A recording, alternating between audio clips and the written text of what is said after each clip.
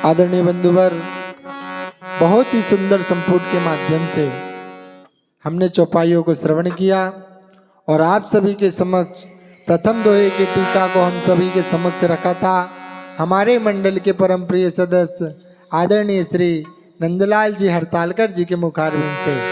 इसी प्रकार हम द्वितीय दोहे के भावार्थ को श्रवण करेंगे हमारे ही मंडल के परम प्रिय सदस्य परम आदरणीय श्री देवेंद्र जी सोनी जी के मुखारविंद से।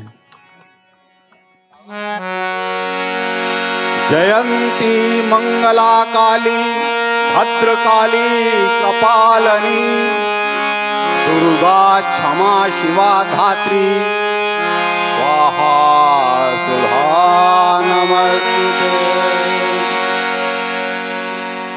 माँ जगत जननी, माँ बड़ी माता, माँ इन सबके चरणों में नमन। आज बड़ा पावन अवसर और इस पावन अवसर पर प्रथम दोहे का जो टीका की आदरणीय गुरुदेव ने, बहुत अच्छा लगा, बहुत अच्छा, बहुत सुंदर। हमारे जो मंडल का संचालन कर रहे हैं वो भी बहुत अच्छा, क्योंकि उन्होंने बताया कि कैसे हमारी 51 देवियां यहाँ हैं और नवरात्रे चल रहे हैं। तो हमारे मन में प्रश्न है कि 9 दिन ही क्यों, 8 दिन क्यों नहीं, या 10 दिन क्यों नहीं? तो पुराणों में, देवी पुराण में एक बखान है महिषासुर का। महिषासुर पुत्र था रंभा और महिष का। बहुत बलशाली, उसने वरदान प्राप्त किया था कि मुझे कोई पुरुष ना मार पाए। देवी जी को रूप लेना पड़ा और युद्ध के बाद भी वह मारा नहीं गया। तब देवी ने 9 रात्रि तक अलग अलग रूपों में भगवान शंकर की आराधना किया, अलग अलग स्तुति किया, आराधना किया।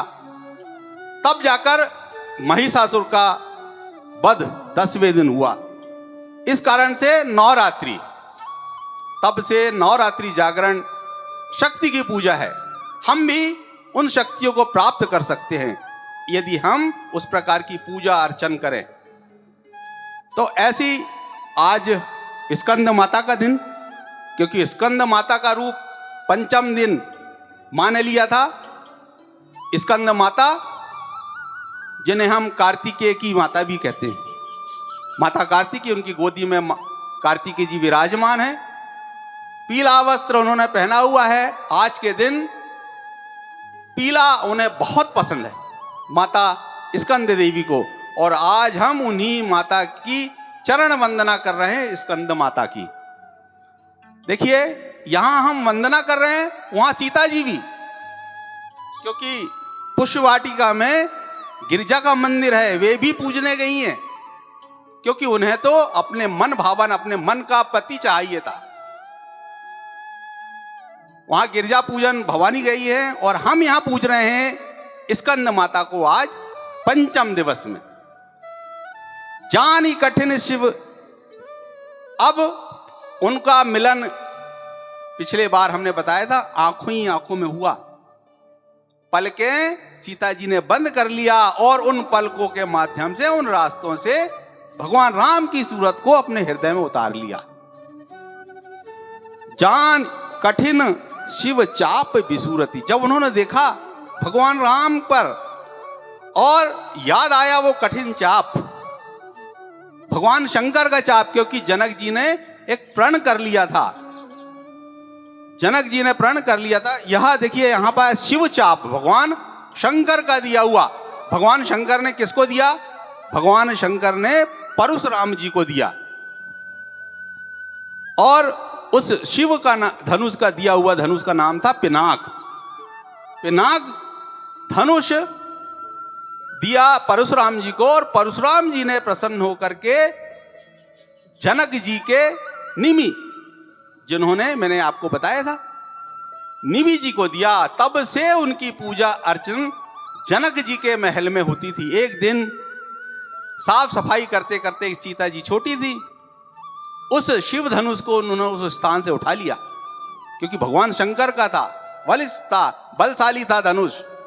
जनक जी ने देखा द्वारपाल दौड़े दौड़े गए कि तुम्हारी बिटिया, छोटी सी बिटिया ने उस शिव धनुष को उठा लिया। तभी जनक जी ने प्रण कर लिया, समझ गए कि यह कोई देवी शक्ति है और इनके लायक पुरुष तब तक नहीं मिलेगा जब तक मैं प्रण नहीं कर लूंगा। और उन्होंने प्रण कर लिया कि जब कोई पुरुष इस शिव धनुष की प्रत्यंचा चढ़ाएगा मैं उससे ही सीता जी का विवाह कर दूंगा।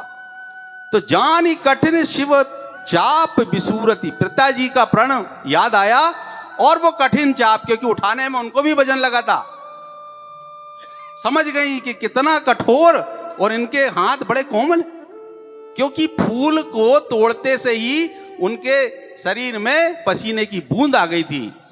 चली राखी उर श्यामल मूरत, अपने मन में उस श्यामल सलोने स्वरूप को रख करके सीता जी चली। प्रभु जब जात जानी की जानी, अब पिताजी, अब भगवान राम ने जान लिया कि सीता जी जा रही हैं। अब सीता जी का आने का भी पता लग गया था उनको और जाने का भी। कैसे? कंकणी किंकणी नू पर धुनी सुनी, कंगने पायल इनकी बजनी की आवाज से राम जी ने समझ गया कि अब सीता जी जा रही है। प्रभु जब जात जान की जानी, सुख स्नेह शोभा गुण खानी, सभी प्रकार के सुख को देने वाली, शोभा गुण खानी और सभी प्रकार की शोभा की खानी है। परम प्रेम मय मृदु मस्कीनी, अब देखिए इतना प्रेम है, गोस्वामी तुलसीदास जी वर्णन कर रहे हैं कि परम प्रेम में मृदु मस्कीनी, उस परम प्रेम को कोमल स्याही बना दी जाए। उन दोनों के प्रेम को यदि कोमल स्याही बना दी जाए, चारु चित्त भीति लिख लीनी, और जो मन है उसे लेखनी के कागज बना दिए जाएं, तब भी उनका वर्णन हम नहीं कर सकते। गई भवानी भवन बहोरी, अब फिर से सीता जी चूंकि राम भगवान को देख लिया था, फिर से गई कहां? भवानी मंदिर में पुनः गई। बंदी चरण, अब चरण की वंदना करके बोली कर जोरी, दोनों हाथ को जोड़ करके सीता जी भवानी जी से बोली, आज उनका ही दिन, हम भी दोनों हाथ जोड़ करके उनकी वंदना करें। आगे जय जय जय गिरिराज किशोरी, हे राजा हिमाचल की पुत्री, वंदना कर रही हैं, आपकी जय हो। जय महेश मुख चंद चकोरी, और जो भगवान शंकर के मुख को चकोरी जैसा, देखिए चकवा और चकोरी, जैसे ही चंद्रमा निकलता है दोनों एक दूसरे से विलग हो जाते, अलग हो जाते। जहां भी रहते हैं चकवी चंद्रमा को निहारते रहती है, और निहारना कैसा कि बिना सिर को हिलाए डुलाए, जिस प्रकार चंद्रमा जाता है दूसरी तरफ वह सिर कर लेती, इस प्रकार चकवी चंद्रमा के अस्त होने का इंतजार करती है, प्रतीक्षा करती है, क्योंकि प्रातः जैसी होगा चकवा और चकवी पुनः मिलन होगा।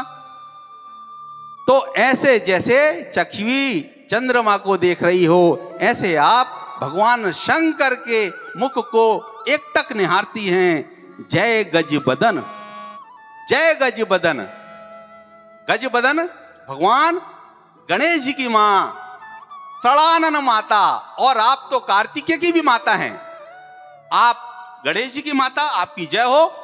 हे कार्तिकेय जी की माता, आपकी जय हो। जगत जननी दामनी दुत गाता, आपका चेहरा एक बिजली की समक्षा एक शोभायमान है, ऐसी माता आपकी जय हो। ऐसी माता सीता जी पार्वती जी की वंदना कर रही है।